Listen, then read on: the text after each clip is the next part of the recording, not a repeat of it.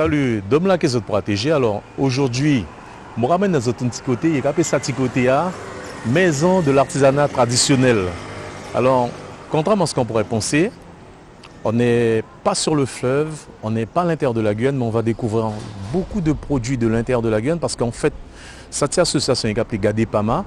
Ça y est qu'à faire, il y a qu'à mettre en valeur toutes les traditions, tout ça qui est traditionnel, tout ça qui nous pousse à vivre normalement, qu'on a tendance à perdre. Alors, on va voir Marion et Marie et on fera une visite des lieux, on fera de jolies découvertes et puis j'espère que vous prendrez beaucoup de plaisir à admirer tout ce qui se fait localement. A tout de suite.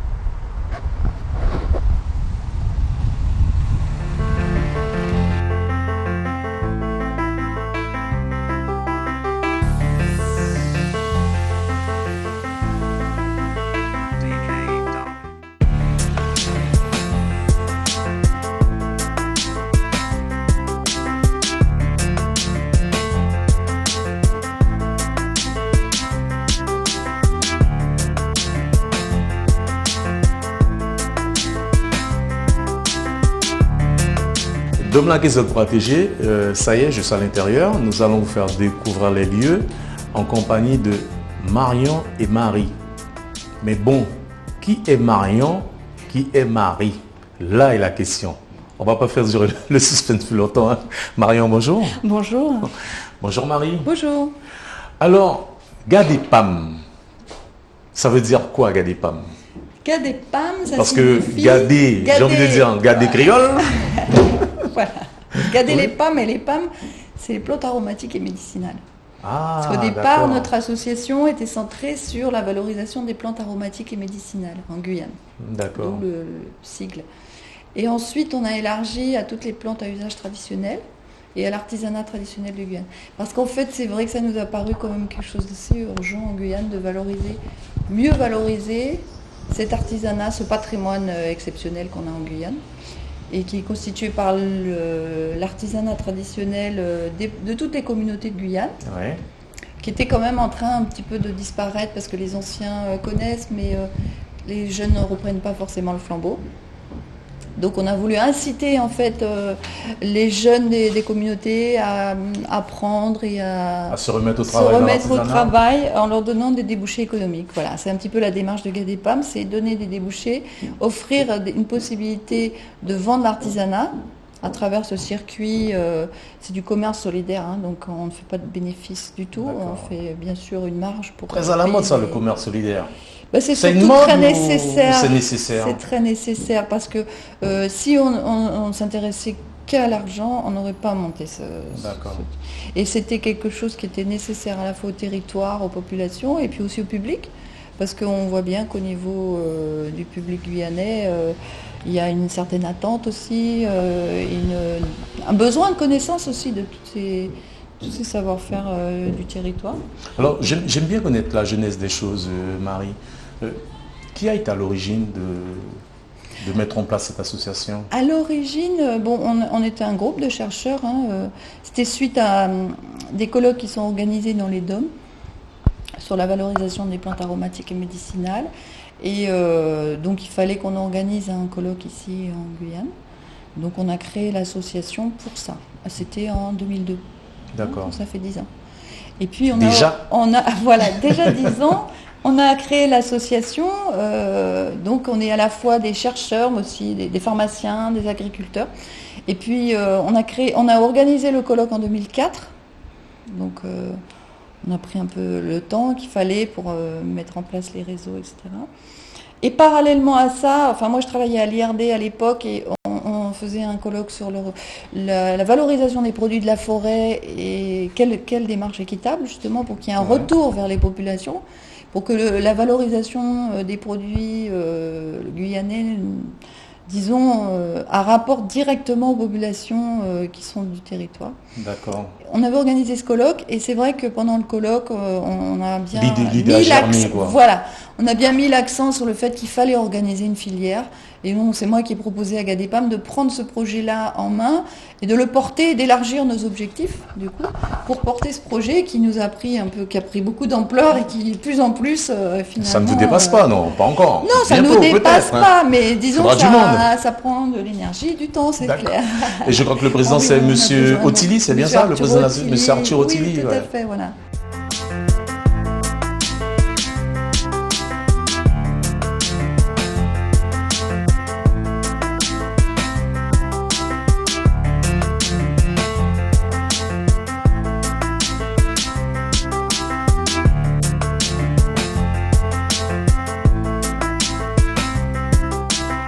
Je vous rassure, Marion n'est pas muette. Maintenant, elle va nous dire quelques mots. Alors, Marion, c'est quoi ton rôle dans l'association? Alors moi, je suis arrivée en fait en 2005 et je suis chargée de mission au sein de l'association. Donc c'est gérer tout ce qui est administratif, le secrétariat et en même temps monter les projets en partenariat avec les personnes du CA de l'association. D'accord. Et le monsieur qui est derrière, tu l'as rencontré déjà? Oui, tout à fait. Il s'appelle comment, qui est sur Antecompata et c'est Mimisico. D'accord. Très grand vannier puisqu'on voit une de ces vanneries ici. D'autant qu'on a fait la photo, c'est moi qui ai fait la photo, le jour où on était en mission ensemble à Antecompata. Voilà. D'accord. Et il était en train de faire ce panier. Voilà. Ah bon, donc et nous, on le questionnait sur l'artisanat, sur comment transmettre aux jeunes, sur voilà, le panier de ça et l'arrivée à ça. Voilà. Bon, d'accord. Alors, par contre, je vais demander au cadreur de faire un gros plan sur quelque chose, parce que souvent, les caïnés que nous sommes, enfin moi, bien que je sois de trou poisson, je sais ce que c'est. Je vais les faire réfléchir pendant 30 secondes. Alors, mes petits caïnés, ou alors mon cadreur, est-ce que tu sais c'est quoi ça? Ah, tu pas savais, hein? Eh bien, ça, il appelle ça une coulève. Et ça, quand nous dit en créole, c'est pour coulevrer. Alors, c'est tout simplement pour mettre la farine de manioc râpée dedans, pour enlever le jus, et pour le transformer en quoi qu'après. Voilà. Parce qu'il faut savoir que le manioc, c'est une plante vénéneuse au départ, qui est devenue une plante alimentaire qui est à la base de l'alimentation, une des plus importantes plantes au niveau mondial pour l'alimentation. Et au départ, c'est une plante vénéneuse. Et c'est les Amérindiens qui ont inventé un processus de détoxification de la plante grâce à cet instrument-là, qui est absolument génial, qui est une presse en fait, qui sort la pulpe pour en extraire le jus toxique. Et le jus toxique, vous savez qu'on fait la cuisine avec. Oui, le crabio. C'est pour laver le poisson, laver la nourriture. Enfin bref, on n'est pas là pour parler de ça. Ouais. En fait, je tenais quand même à le montrer. Alors, on va se balader un peu. Hein. Je crois que Marion, c'est comme un musée, c'est magnifique, franchement. Et en fait, je crois que vous avez essayé d'organiser les objets par thème ou par ethnie, je crois. Plutôt par zone géographique.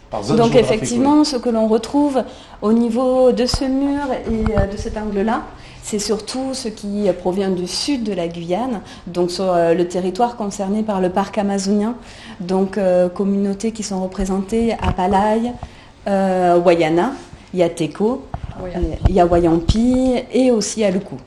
D'accord. Donc ce sont tous les objets qu'on voit ici par exemple. Oui. Tout à fait. Alors, il y a quelque chose que je montre aussi. Quand j'étais gamin, j'étais très friand de ça. Maintenant, à l'époque, j'avais les cheveux. Maintenant, je vois pas ce que je préfère avec. Mais bon, c'était... En décoration, c'est très joli aussi. C'était histoire de montrer. Alors, vous parlez de valorisation, de l'artisanat, des objets. Ça se passe comment, l'artisan? Vous démarchez l'artisan? Alors il y a eu plusieurs démarches en fait. C'est soit effectivement l'association bénéficie de personnes qui vont sur le terrain, qui connaissent déjà les artisans et donc qui font le lien avec l'association, dont notamment Marie, qui connaissait déjà en fait les artisans bien avant la constitution de GADEPAM. Ouais. Voilà, bien avant la constitution de GADEPAM et bien avant effectivement la mise en place de cette première boutique. On travaille avec d'autres personnes qui font le relais, des associations aussi. Et on a des instituteurs, c'est vrai qu'on a plutôt un petit réseau de personnes qui font le lien avec les artisans et des artisans avec qui on travaille depuis 2005 et qui font le lien, eux, avec la famille ou avec le village. D'accord. Alors, vous parlez de valorisation. Qu'est-ce qui est le plus important? Là, c'est une petite question, piège entre guillemets. C'est la valorisation de l'artisanat ou alors l'argent qui peut en tirer le côté économique? Grande question. Ah non, pour nous, c'est d'abord la valorisation du patrimoine. D'abord la valorisation du patrimoine. On ne fait pas ça pour l'argent. L'argent, c'est un moyen seulement pour y arriver. Mais c'est la sauvegarde du patrimoine, c'est vraiment notre objectif premier. C'est de faire en sorte que ce patrimoine-là ne disparaisse pas. Donc de tout mettre en œuvre pour que justement il y ait une transmission. Donc notre action ne s'arrête pas seulement à la vente. On a quand même un certain nombre de projets en cours autour de la transmission, notamment la mise en œuvre d'ateliers de transmission au sein même des villages avec des associations locales. C'est aussi éducatif en fait. Tout à fait. Et puis on a aussi des ateliers qui se passent ici pour les gens qui vivent en Guyane et qui ont envie de s'initier. On a fait des ateliers sur les motifs teco par exemple. Ouais. Donc ils veulent un peu mieux connaître les cultures locales et puis s'initier à des arts graphiques ou manuels. On va faire un petit peu de géographie pour les téléspectateurs d'ATG. Teco.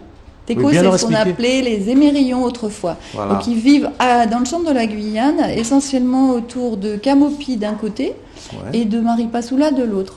Donc c'est un groupe qui est très peu nombreux.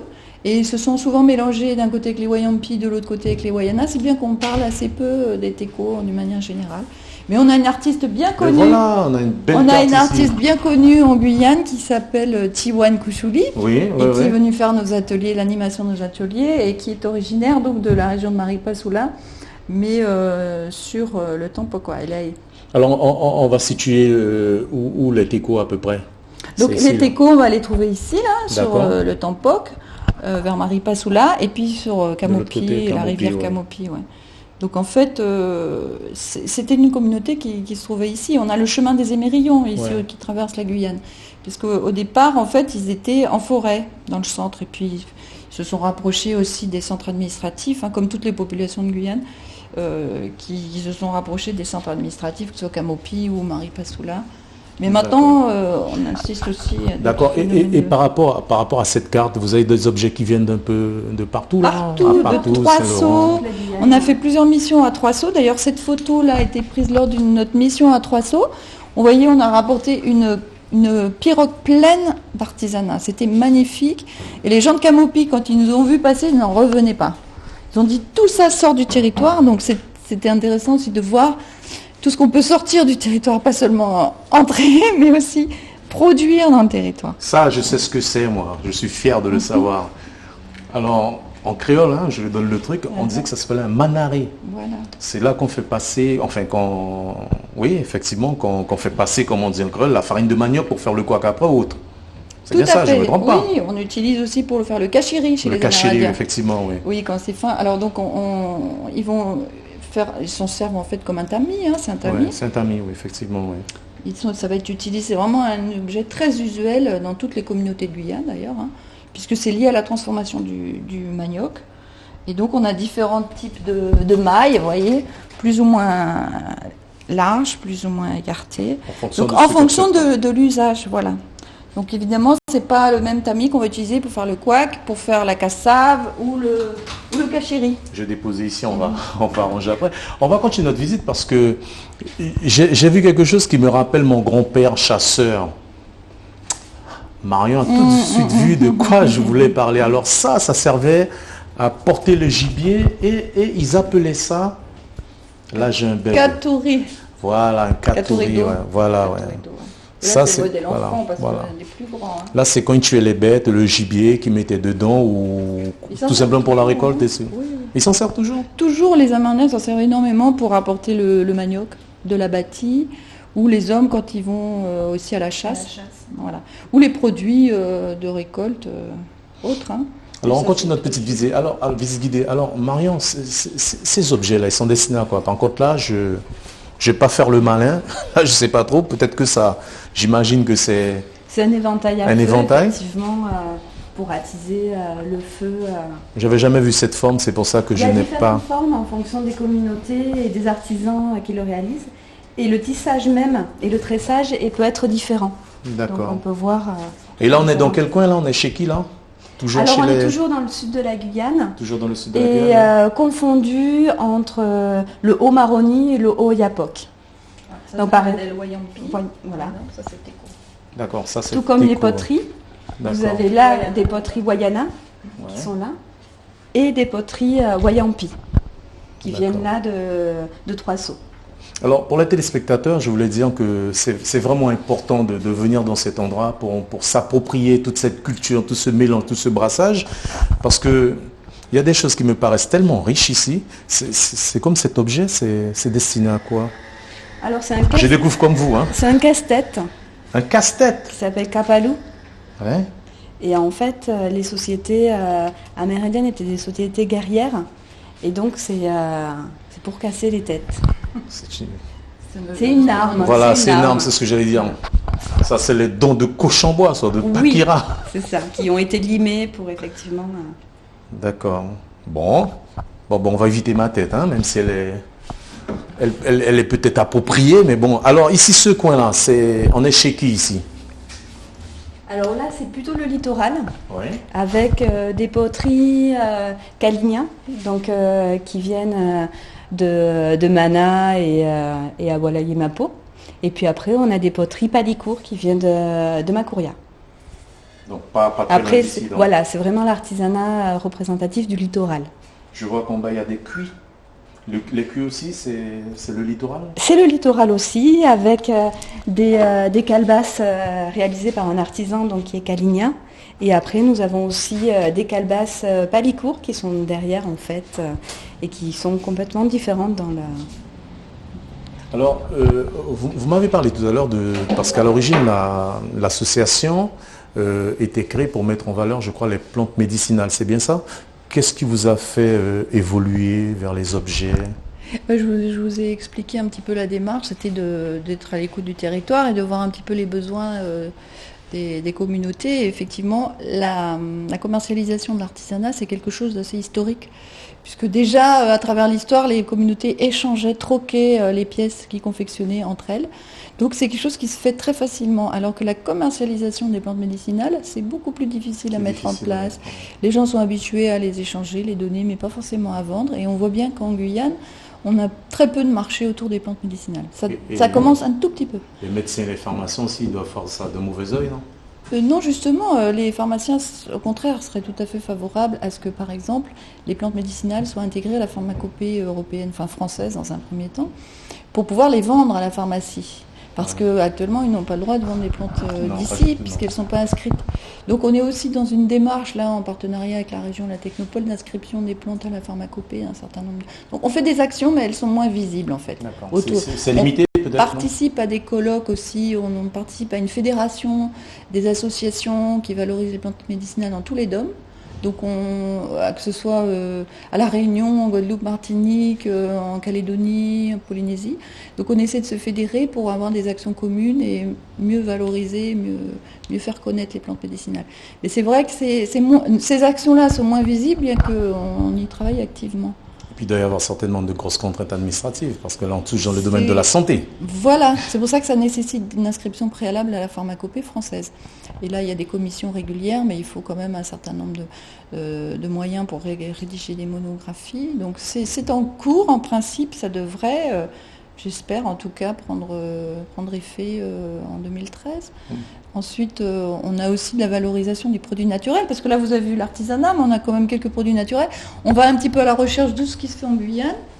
Par exemple, des infusettes. Alors, je ne sais pas s'il nous en reste, parce que ça a eu beaucoup de succès. Oui. On avait des infusettes de Madame Paradis, qui s'est lancée dans la fabrication d'infusettes avec des plantes locales. Oui. Et puis, on a des bâtons de cacao d'Olivier Dumet, par exemple, qui fait ça à Regina. Voilà. C'est tellement de succès qu'on a déjà tout vendu.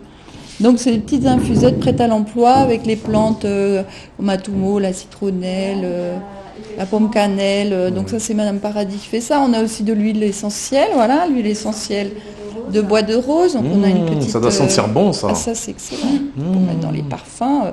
Ça c'est l'ingrédient de base de Chanel numéro 5. Et il préfère celui de Guyane parce qu'il est net. Il est net, et même une qualité nettement meilleure que celle du Brésil. Alors je suis en train de taper du pied, ça veut dire que Chanel vient s'approvisionner chez nous en Guyane? Depuis tout le temps ils essayent, mais ils ne trouvent pas forcément, parce qu'il n'y avait plus de producteurs. Vous savez que c'est une espèce qui a été protégée, le bois de rose. Tout à fait, oui. Mais là il y a un producteur qui a relancé l'activité, Et effectivement, ils sont très demandeurs, parce qu'on a une qualité de bois de rose en Guyane qui n'est pas la même qu'ailleurs, qui est très spécifique. Yes.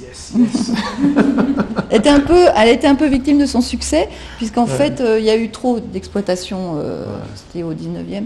Donc là, ça a un peu exterminé l'espèce, bien qu'on en trouve en forêt profonde, mais c'est un peu difficile. Donc là, il faut relancer un petit peu aussi les plantations, etc. Et pour ça, il faut des dérogations. Mais bon, il y a une entreprise qui s'est lancée, qui nous a laissé donc des échantillons, enfin de l'huile essentielle, des petites fioles qu'on commercialise aussi. Enfin, on essaye d'aller à la recherche d'un petit peu tout ce qui se fait au niveau produits naturels.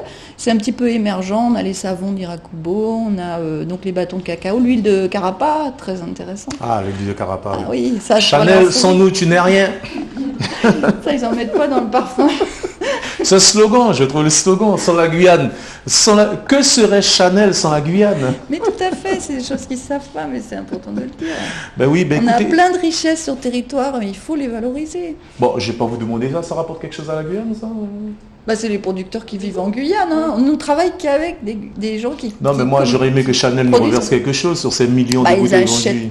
Ils achètent à un prix d'or quand même. Hein. Ça se coûte très cher, l'huile essentielle. Ah, je ne sais pas, combien? Pour voir si je ne me lance pas dedans. Essayez déjà. D'accord. Je vois que vous avez aussi des panguis. Ça se vend, les panguis? Je pensais que c'était quelque chose qui ne se vendait pas. Alors là, ce ne sont pas des panguis en fait. Ce sont des camissas. Ah oui, Kamsa, c'est pour les hommes. C'est pour les hommes. Kamsa, oui. Voilà, comme j'avais oublié, je pensais que c'était panguis, ouais. Ouais, les Kamsa, voilà. Ouais. Et ça aussi, c'est quelque chose qu'on ne trouvait absolument pas dans le commerce. Et c'est depuis qu'on a lancé Gadepam, on a trouvé des gens qui faisaient encore du patchwork à la main. Parce que c'était rarissime, hein, on n'en trouvait pas. Et on a des patchwork faits main à l'association et c'est très joli. Hein. Et les gens achètent? Ça se vend bien, franchement. Oui. Franchement, oui. Ça se vend bien.